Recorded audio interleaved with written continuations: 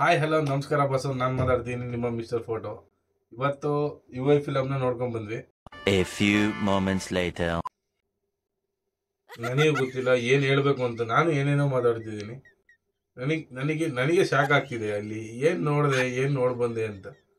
ನಾನು ಅಲ್ಲಿ ನೋಡಿ ಬಂದೆ ನಿಜವಲ್ಲ ಫಿಲಮ್ನ. ಬಟ್ ಈಗ ನೋಡಿದ್ರೆ ಏನೂ ನೆನಪಾಗ್ತಿಲ್ಲ.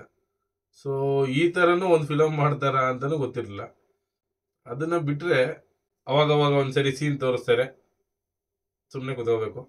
ಥಿಯೇಟ್ರ್ ಪೂರ್ತಿ ಫುಲ್ ಪಿನ್ ಡ್ರಾಪ್ ಸೈಲೆನ್ಸ್. ಯಾರು ಉಸಿರಿಲ್ಲ, ಒಂದು ಸಾಂಗ್ ಬಂದ್ರು ಒಂದು ಸೌಂಡ್ ಇಲ್ಲ, ಒಂದು ವಿಜುವಲ್ ಇಲ್ಲ, ಒಂದು ಕೇಕೆ ಆಗ್ತಿಲ್ಲ. ನಿಜವಾಗ್ಲೂ ಕ್ಲಾಸ್ ರೂಮಲ್ಲೂ ಸಮೇತ ಹಿಂಗೆ ಕೂತಿಲ್ಲ. ಫಿಲಮ್ ಅಲ್ಲಂತೂ ಸೈಕಾಗಿ ತೋರಿಸಿದ್ದಾರೆ.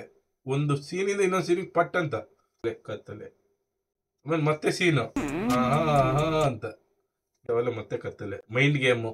ಲಾಸ್ಟ್ ಅಲ್ಲಿ ಕ್ಲೈಮ್ಯಾಕ್ಸ್ ಅಲ್ಲಿ ಸೂಪರ್ ಫಿಲಮ್ನ ಸ್ವಲ್ಪ ಲಿಂಕ್ ಮಾಡ್ತಾರೆ. ಸೂಪರ್ ರಾಜಕಾರಣಿಗಳೇ ಜನನ್ನ ತುಳಿತಾ ಹೋಗ್ತಿರ್ತಾರೆ. ಸೊ ಅದನ್ನ ಸೂಪರ್ ಫಿಲಮ್ ಅಲ್ಲೇ ತೋರಿಸಿದ್ದಾರೆ 2010. ಸೊ ಈಗ ಬಂದ್ಬಿಟ್ಟು ನಾರ್ಮಲ್ ಆಗಿ ಜನರನ್ನೇ ತುಳ್ಕೊಂಡು ಅಡ್ಡಾಡ್ತಿದ್ದಾರೆ ಕ್ಯಾಸ್ಟ್ ಅನ್ನೋ ಹೆಸರಲ್ಲಿ. ಜಸ್ಟ್ ಏನಿಲ್ಲ, ನಿಮ್ಮ ಫೋನಲ್ಲಿ ನಿಮ್ಮ ಕ್ಯಾಮ್ರಾ ಆನ್ ಮಾಡ್ಕೊಳ್ಳಿ ಅಷ್ಟೇ. ಇವಾಗ ಫಿಲಮು ಬೇರೆ ಏನೋ ತೋರಿಸಿಲ್ಲ. ಈಗಿರೋ ಪ್ರೆಸೆಂಟ್ ಸಿಚುವೇಶನ್ನಲ್ಲಿ ನಾವು ನಮ್ಮಲ್ಲಿ ಇರೋ ರೈಟ್ಸ್ನ ಯಾವ ಥರ ಮಿಸ್ಯೂಸ್ ಮಾಡ್ಕೊತಿದ್ದೀವಿ, ಬೇರೆಯವರು ನಮ್ಮ ಮೇಲೆ ಯಾವ ಥರ ಇಂಪ್ಲಿಮೆಂಟ್ ಮಾಡಿ ನಮ್ಮನ್ನ ಹೇಗೆ ತುಳಿತಿದ್ದಾರೆ ಅಂತ ಯುವೈ ಫಿಲಮ್ನ ಮಾಡಿದ್ದಾರೆ. ಸೊ ಅವ್ರ ಡೈರೆಕ್ಷನ್ ಅಂದರೆ ನಿಮಗೆ ಗೊತ್ತಲ್ಲ ಯಾವ ಥರ ಮಾಡಿದ್ದಾರೆ ಅಂತ. ರಿಯಾಲಿಟಿನ ರೀಲಲ್ಲಿ ತೋರಿಸೋರೆ. ಸೊ ಅಲ್ಟಿಮೇಟ್ ಆಗಿ ತೋರಿಸಿದ್ದಾರೆ ಮಾತ್ರ. 100%, ನನಗಂತೂ 100% ಸಫಿಷಿಯೆಂಟ್ ಆಗಿದೆ. ನನ್ನ ಬಗ್ಗೆ ನಾನು ಎಷ್ಟು ತಿಳ್ಕೊಂಡೆ ಅಂತ ನನಗೆ ಈ ಫಿಲಮ್ ನೋಡಿದಾಗಲೇ ಗೊತ್ತಾಗಿದ್ದು. ಸೊ ಅಲ್ಟಿಮೇಟ್ ಆಗಿ ಮೆಜಾರಿಟಿಯಾಗಿ ಈ ಫಿಲಮ್ನ ಒಂದು 2 ಟೈಪ್ ನೋಡ್ಬೋದು. ಒಂದು, ಯಾರಾದರೂ ಒಳ್ಳೇದು ಮಾಡಕ್ಕೆ ಬರ್ತಾರೆ ಅಂದರೆ ಸೊ ಅವ್ರನ್ನ ತುಳಿಯೋಕ್ಕೆ ಟ್ರೈ ಮಾಡ್ತಾರೆ, ಮತ್ತೆ ಅವ್ರ ಮಾತು ಯಾರು ಕೇಳದಲೇ ಹೋಗ್ತಾರೆ. ಸೊ ನಮಗೆ ಇನ್ನೊಂದು ಪರ್ಸ್ಪೆಕ್ಟಿವ್ ಏನಂದ್ರೆ ಒಳ್ಳೇದಕ್ಕಿಂತ ಕೆಟ್ಟದೇ ಜಾಸ್ತಿ ಇಂಪಾರ್ಟೆಂಟ್ ಆಗುತ್ತೆ. ಅಂದ್ರೆ ಅವ್ರ ಕಣ್ಣಿಗೆ ಅದೇ ಚೆನ್ನಾಗಿರೋ ತರ ಕಾಣುತ್ತೆ.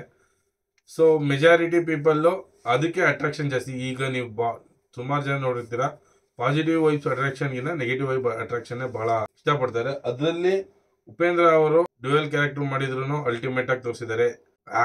ಅದರದ್ದು ಇಲ್ಲ. ಸೊ ಸಕದ ಬಂದಿದೆ ಮಾತ್ರ. ಮೇನ್ ಆಗಿ ಏನ್ ಹೇಳ್ಬೇಕಪ್ಪ ಅಂದ್ರೆ, ಉಪೇಂದ್ರ ಅವರು ಡಿಫ್ರೆಂಟ್ ಲೆವೆಲ್ ಅಲ್ಲಿ ಮಾಡ್ತಾರೆ ಅಂತ ನಾವು ಡಿಫ್ರೆಂಟ್ ಲೆವೆಲ್ ಅಲ್ಲಿ ಎಲ್ಲರೂ ತಿಳ್ಕೊಂತಿದ್ದಾರೆ. ಸೊ ನನಗನ್ಸಿದ್ದು ಇನ್ನೊಬ್ನಿಗೆ ಅನ್ಸಿಲ್ಲ, ಇನ್ನೊಬ್ನಿಗೆ ಅನ್ಸಿದ್ದು ನನಗನ್ಸಿಲ್ಲ. ಥಿಯೇಟರ್ ಪೂರ್ತಿ ಫುಲ್ಲು ಸೈಲೆನ್ಸ್ ಆಗಿತ್ತು ಗೊತ್ತಾ.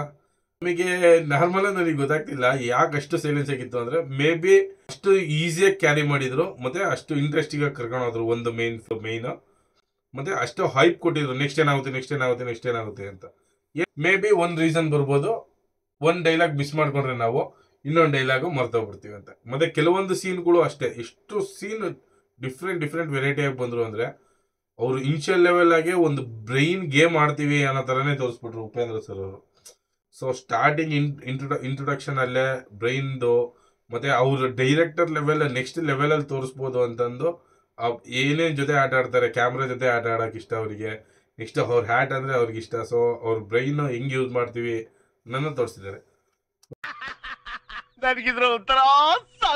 ನೀವು ವಾರ್ನರ್ ಟ್ರೈಲರ್ ನೋಡಿದಾಗ ಊಟಕ್ಕೆ ಗತಿ ಇಲ್ಲ ಅಂದ್ರೂ ಜಾತಿ ಧರ್ಮ ಇದೇ ಬೇಕು ಅನ್ನೋದಕ್ಕೋಸ್ಕರ ಅವ್ರು ಅಷ್ಟೊಂದು ಕ್ರೂರವಾಗಿ ಜನ ಇಳಿತಾರೆ ಅನ್ನೋದು ಒಂದು ಥಾಟ್ ಇಟ್ಕೊಂಡು ಮುಂದೆ ಆಗೋದನ್ನ ಇವತ್ತೇ ಪ್ರಿಡಿಕ್ಷನ್ ಮಾಡಿ. ಸೊ ಈ ತರ ಒಂದು ನೆಕ್ಸ್ಟ್ ಲೆವೆಲ್ ಫಿಲಮ್ ತರೋದಕ್ಕೆ ಯಾರ ಕೈಯಲ್ಲಿ ಹೋಗಲ್ಲ.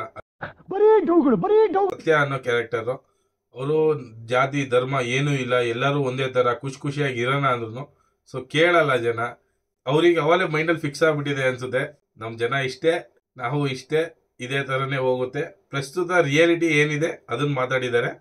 ಸೊ ಕೆಲವೊಬ್ಬರಿಗೆ ಅದನ್ನ ತಗೊಳಕ್ಕಾಗಿಲ್ಲ, ಇನ್ನು ಕೆಲವೊಬ್ಬರಿಗೆ ಅದು ಅರ್ಥ ಮಾಡ್ಕೊಂಡು ಮೇ ಬಿ ಚೇಂಜ್ ಆಗ್ಬೋದು ಸೊಸೈಟಿ ಅನ್ನೋ ಒಂದು ಹೋಪ್ ಅಷ್ಟೇ. ಈ ಸಿನಿಮಾ ಕಥೆ ಬಗ್ಗೆ ನೀವೇನು ಹೇಳ್ತೀರಿ?